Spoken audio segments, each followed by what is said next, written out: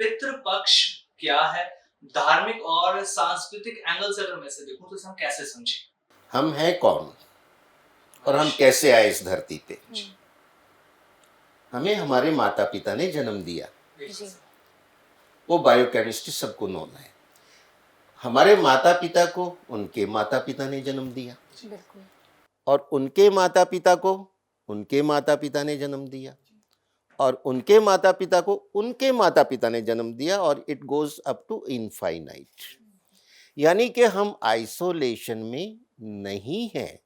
हमारी जो एग्जिस्टेंस है वो हमारे पितरों के पूर्वजों के कारण ही है, और इसी तरह वो जीन्स आगे से आगे चलता चला जाता है। ये पूरी साइंस है। और जब हमारे पितृ पूर्वज जाते हैं वो उनकी संपत्ति के हम वारिस होते हैं। जब हम उनकी संपत्ति के वारिस होते हैं तो उनके कोई ऋण है, कोई समस्या है, इवन आफ्टर डेथ, तो वो भी तो हमारी जिम्मेवारी है। बिल्कुल। और उस जिम्मेवारी को निभाने का नाम ही पितृ पूजा है। और उस पितृ पूजा के लिए हमारे सनातन धर्म में एक विशेष समय निर्धारित किया गया है।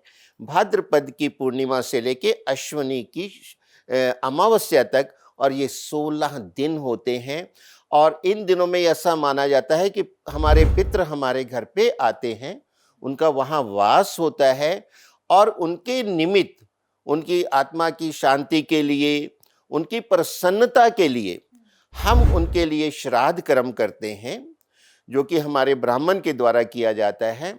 उसमें तर्पण किया जाता है, पिंडदान किया जाता है, और ब्राह्मण के साथ साथ जो हमारे सराउंडिंग में जीव हैं, गाय, कौवा, कुत्ता और चींटियां, जो आपके जीवन का आप देखिए एक अभिन्न अंग है। आप जहां भी हो ये आपके आसपास हैं। उनके लिए भी श्राद्ध पक्ष में जो है भाग निकाला जाता है, और इस प्रक्रिया को ही श्राद्ध कहा जाता है। और जिस तिथि में हमारे पूर्वज जिनकी मृत्यु हुई है उस तिथि को ही ये श्राद्ध किया जाता है। लेकिन कई बार ऐसा है कि हमारे पितरों की मृत्यु की तिथि हमें पता नहीं होती किसी कारणवश, तो उसके लिए जो अंतिम श्राद्ध है उसको महालय भी कहा जाता है, उसको सर्वपितृ अमावस्या भी कहा जाता है। उस दिन आप अपने अज्ञात पितरों के लिए संकल्प लेके श्राद्ध कर्म कर सकते हैं, और उसका पूरा लाभ उनको मिलेगा। और अगर आप ये करते हैं अपनी पूरी श्रद्धा के साथ, श्राद्ध जो है श्रद्धा के साथ ही किया जाता है, तभी उसका पूर्ण फल मिलता है।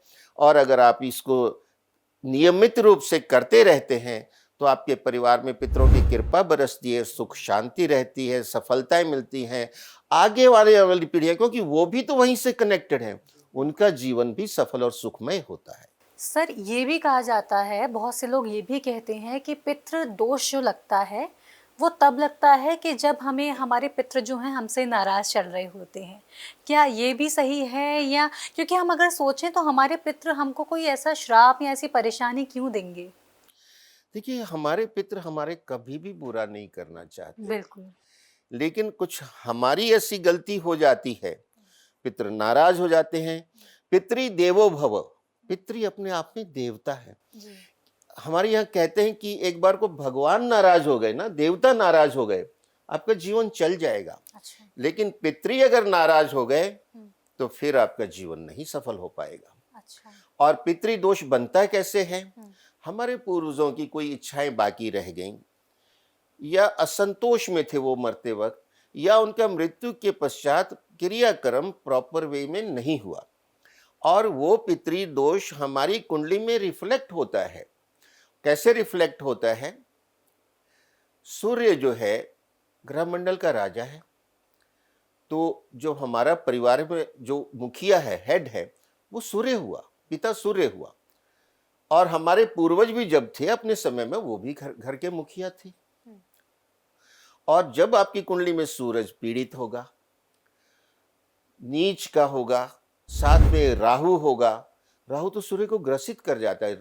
सूर्य अन्य ग्रहों को कंबस्ट कर देता है, जला देता है, लेकिन राहु इतना प्रबल है, वो कभी भी कंबस्ट नहीं होता, चाहे बिल्कुल साथ लगा होता है सूरज की सेम डिग्री पे, वो सूरज को अस्त कर देता और इसलिए सूर्य ग्रहण लगता है। तो पहला तो ये हुआ कि अगर सूर्य के साथ राहु या केतु है तो आपकी कुंडली में पितृदोष है। शनि के साथ भी राहु या केतु है, पितृदोष है। चंद्रमा के साथ शनि या राहु है, केतु है, तो भी पितृदोष, ये मातृदोष हो जाता है, क्योंकि चंद्रमा माता को रिप्रेजेंट करता है। और भी बहुत तरीके से, सैकड़ों तरीके से पितृदोष के कॉम्बिनेशन आते हैं, लाल किताब के भी बहुत अलग अलग आते हैं। तो आपकी कुंडली में अध्ययन करना पड़ता है कि पितृदोष क्यों है, और पितृदोष के निवारण करने के लिए विशेष विधि होती है 3 दिन की। उसे त्रिपुंडी, नारायण, नागबली और त्रिपुंडी कहा जाता है। और इसके लिए जो सिद्ध स्थान है हमारे शास्त्रों के अनुसार, हरिद्वार, प्रयागराज, गया जी, त्र्यंबकेश्वर, उज्जैन और कुछ और भी हो सकते हैं। ये मुख्य स्थान है। यहाँ 3 दिन जाके पितृपक्ष में या उसके आगे पीछे अमावस्या में अगर आप पितरों के नाम से ये पितृदोष का निवारण करके आते हैं तो आपके जीवन में आने वाली कठिनाइयाँ, परेशानियाँ, रुकावटें वो धीरे धीरे दूर होने लगती है, क्योंकि उस पूजा से आपके पितरों को तृप्ति पहुंचती है, उनको एक डायरेक्शन मिलती है। जो भी आत्मा असंतुष्ट है वो डायरेक्शन लेस है। तो जब आप नारायण, नागबली, त्रिपुंडी करवाते हैं तो उनको एक डायरेक्शन मिलती है और वो मोक्ष की तरफ बढ़ने लगते हैं और आपके परिवार को उसका आशीर्वाद मिलता है।